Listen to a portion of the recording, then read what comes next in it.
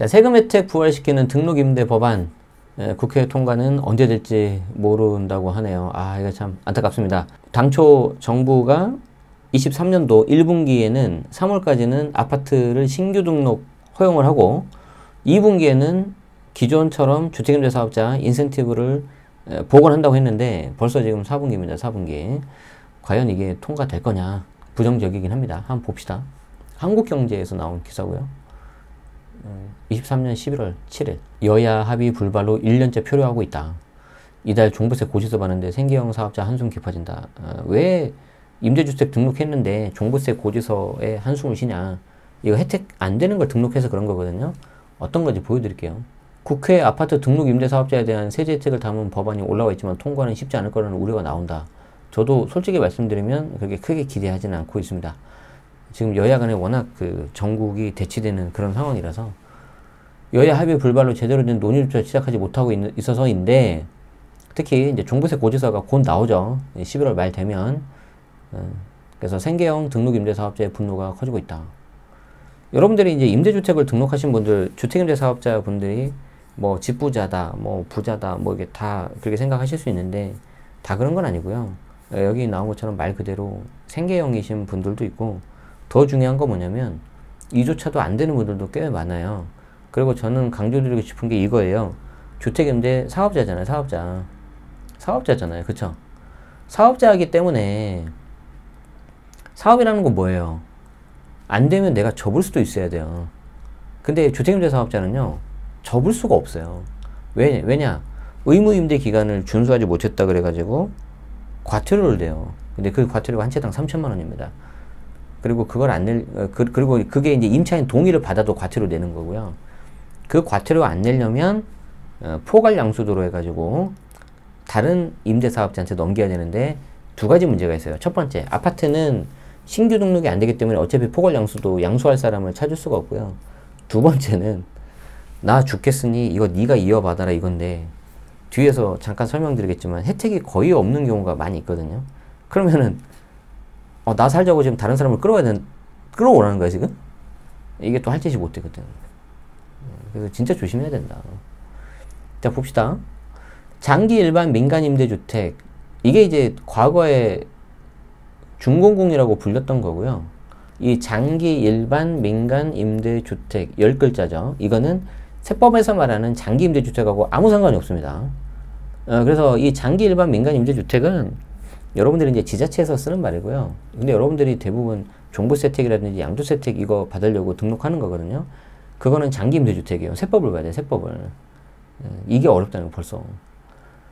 자, 장기 일반 구준공공 중에서 전용 85제곱미터 미만 아파트 매입 임대 유형, 그러니까 기존에 있었던 거 그냥 내가 사가지고 임대를 한다는 거죠. 이건 이제 매입 임대 유형이 있고요. 반대되는 게 이제 건설 임대가 있습니다. 그래서 매입 임대 유형의 등록을 다시 허용하고 아파트 신규 등록 허용하고 이게 1분기였어요. 등록 임대 사업자에 대한 세제 혜택을 부활하는 내용의 민특법 개정안이 국회에 상정돼 있는데 상정된 후에 논의도 이루어지지 않아서 통과되기 어려운 상황이다. 상정은 되어 있군요. 근데 논의조차 지금 못하고 있는 그런 상황인 거죠.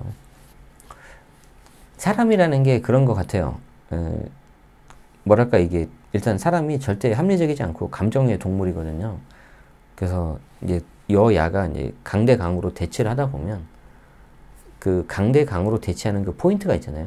그게 포인트 1번이라고 하면 포인트 1번에 대해서는 끝까지 싸울 수 있겠죠, 서로가. 근데 이것과 관련 없는 포인트 2번, 포인트 3번에 대해서는 좀 이렇게 협의를 해가지고 통과할 건 통과하고 그래야 되는데 사람이 그게 잘 안 돼요. 그냥 1, 2, 3 그냥 싹 다 지금 묶여 있는 거죠. 그러니까 어떻게 보면 이제 2번하고 3번이 이제 인질인 거예요, 인질. 자, 그래서 정부는 공시가격 기준 6억 원 이하, 비수도권 3억 원 이하 등록임대 주택에는 규제지역 여부와 관계없이 양도세를 중과하지 않고 종부세 합산 배제도 배제하는 방안을 추진한다고 밝혔다. 취득세도 주택 규모에 따라서 전용 60제곱미터 이하는 80에서 100제곱미터, 100%, 전용 60에서 85제곱미터는 50%를 감면하고 있다는데, 자, 이거 나 진짜 넘어갈 수가 없네. 이건 좀 따져야겠다, 진짜. 제가 시간 관계상 다 설명 못 드리는데 핵심적인 것만 말씀드릴게요. 자, 일단 취득세는요. 60제곱미터 이하여야지 100% 감면이 돼요. 근데 중요한 게 뭐냐면 신축입니다. 신축. 내가 최초로 등기 쳐야 되는 거예요. 기존에 있던 거 사면 아무리 60제곱미터 이하를 하더라도 혜택 받을 수가 없다. 자, 이거 꼭 아셔야 되고요. 60에서 85제곱미터 이하인 경우에 50% 감면 되긴 하는데 당연히 이것도 신축이고요. 더 중요한 게 뭐냐면 20호 등록해야 돼요. 지금 누가 이 상황에 20호를 등록을 합니까? 취득세 중과 들어가는데. 아시겠죠? 자, 그 다음 보유세. 자, 일단 재산세 패스하겠습니다. 뭐 그렇게 중요한 거 아니니까. 자, 종부세가 문제인데, 종부세 뭘 개정을 해야 되냐면, 2018년 9월 14일, 그러니까 9.13 대책 나고 그 다음날부터예요. 9월 14일 이후, 요 날 포함해요. 9월 14일 이후, 조정해서 신규 취득했다. 그러면은, 제 아무리 6억 이하다, 5억 이하다, 3억 이하다 하더라도 혜택 없습니다. 이게 지금 가장 커요. 이게 지금 제일 커. 그래서 여러분들이 이상하다. 임대주택으로 등록을 했는데 왜 내가 종부세 혜택이 없냐.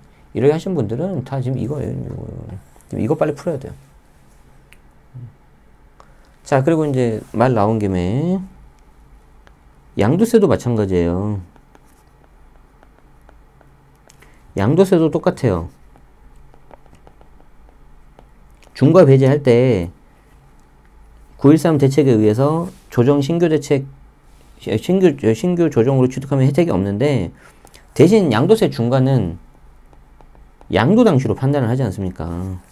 그렇기 때문에 지금 강남 3구 그리고 용산 아닌 곳 같은 경우에는 설령 내가 잘못 등록했다 하더라도 뭐 그냥 양도세 중과 안 들어가는 거죠. 2년 이상 보유만 하면 되니까 그나마 좀 괜찮은 건데 대신 그렇다고 이제 강남 3구하고 용산을 갖고 있는 사람들은 내가 등록했는데 그걸 잘못 등록했다는 이유 하나마저 혜택 못 받는 거죠.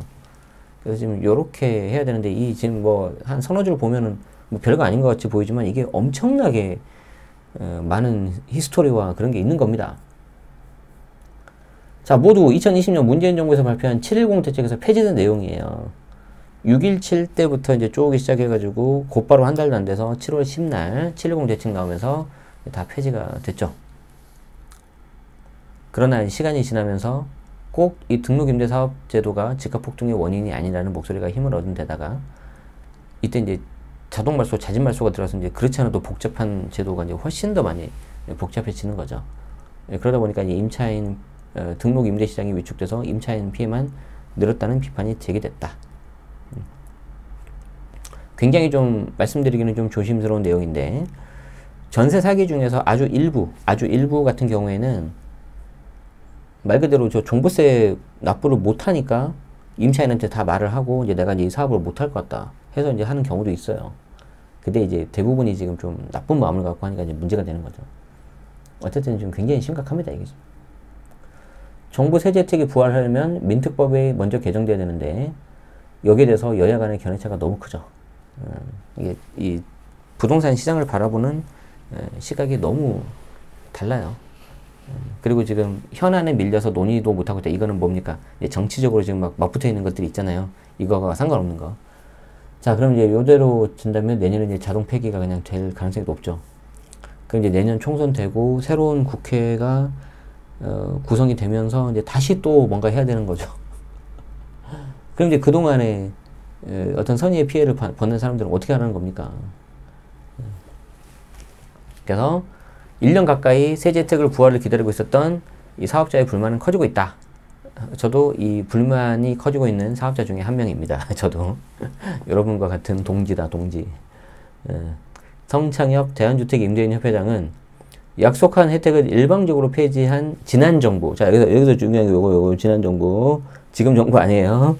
지난 정부 대책은 빨리 처리해야 된다. 그래서 주택임대 사업자에 관련된 거는 굉장히 복잡하고 중간에 아주 그냥 뭐 롤러코스터를 탔고요. 그리고 너무 어렵기 때문에 만약에 내가 좀 잘 모르겠다 하시는 분들은 그냥 등록을 안 하시는 게 맞습니다. 그래서 제가 정말 중요한 거 하나 말씀드리고 자 마무리 할 건데 여러분들이 이거를 생각보다 많이 오해하시더라고요. 자, 내가 임대하고 있는 주택이 있다. 그럼 임대라는 건 뭡니까? 우리나라에 있는 특수한 전세가 있고요. 월세가 있죠. 자, 그러면 이 임대주택을 등록을 해야 돼요, 말아야 돼요? 자, 이 등록을 하는 게 두 가지가 있습니다. 자, 첫 번째가 지자체가 있고요.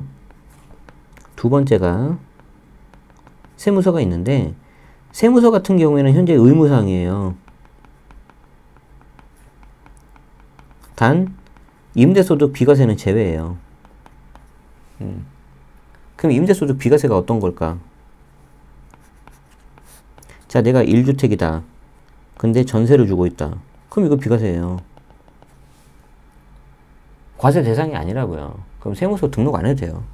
자, 내가 1주택이다. 월세 주고 있다. 근데 비고가주택이다. 기준시가 10억 안 넘는 거. 이것도 비과세예요. 등록 안 해도 돼요. 근데 왜 등록해요? 근데 보통 세무서에 전화하면 등록 다 하라 그래요. 왜? 현황 파악해야 되니까. 자, 내가 2주택이다. 근데 내가 둘 다 전세 주고 있다. 이것도 비과세예요. 하실 필요 없어요. 자, 그러면은 뭘 등록을 해야 되냐? 등록하는 케이스는 1주택인데 고가주택이고 월세 주는 경우, 2주택인데 월세 주는 경우, 3주택은 월세, 간주임대로 전부 다 과세 대상이기 때문에 이 경우에는 다 들어가는 거고요. 요때 주택수는 부부합산 주택수다. 이제 이해됐죠? 그래서 세무서에 등록하는 것도 의무사항이긴 하지만 이 경우에는 등록을 안 해도 된다. 그럼 여러분들이 제일 헷갈리는 지자체는 뭐예요? 지자체는 무조건 선택상이다. 선택상. 선택상. 이게 진짜 중요하지. 근데 의외로 많은 분들이 하라고 하니까 했다 했는데 그 하라고 한 건 이거예요. 이거 세무서. 근데 하라고 하니까 했다 그래서 나 지자체 가버린 거죠. 여기 들어가는 순간 이제 지옥이 펼쳐집니다. 10년 의무 임대해야 되고요. 중간에 팔려면 임차인 동의서 있어야 되고요. 임차인 동의서 받아도 3천만 원 과태료 내야 되고요. 혜택도 없고요. 어지간하면. 진짜 조심해야 돼요. 그래서 다른 건 몰라도 지자체는 내가 선택상이다. 꼭 이것만이라도 좀 기억을 하세요. 지자체만이라도 이것만 기억하세요. 그러면 언제 내가 등록을 하면 됩니까? 지자체도 내가 봐서 내가 내 사업하는데 임대 사업하는데 유리하다. 그러면 등록하는 거고 유리한 게 없을 것 같다. 그럼 등록 안 하면 되는 겁니다. 그냥 세금 내면 됩니다. 근데 그거 조금 세제 혜택 받으시려고 아니면 잘 모르는 상태에서 막 주변에서 막 등록해야 된다고 하니까 그냥 떠밀려서 등록하셨다가 나중에 땅 치고 후회하시는 분들이 있어요. 진짜 이거 조심해야 됩니다. 그래서 좀 지자체에서도 좀 제대로 좀 홍보를 좀 해주시면 좋겠고 그 시청 특히 구청 서울 같은 경우는 구청이거든요. 구청에 보면 다 주택과가 있어요. 주택과에 계신 분들이 좀 많이 힘드시죠. 업무량도 많고 그런데 좀 그런 거 좀 해주셔야 되는 게 저는 맞지 않나 좀 그 생각이 듭니다. 어쨌든 마지막 오늘 제가 보여드린 뉴스는 조금 아쉬운 거였네요. 저도 이거 1년 가까이 지금 기다리고 있는데 전혀 지금 진도가 안 나가니까 조금 힘 빠지고 그렇습니다. 한번 그래도 기다려 보고요. 새로운 소식 나오면 제가 빨리 알려드릴 테니까 등록하시고 구독하시고 알림 설정하시면 될 것 같습니다. 네, 시청해주셔서 고맙습니다.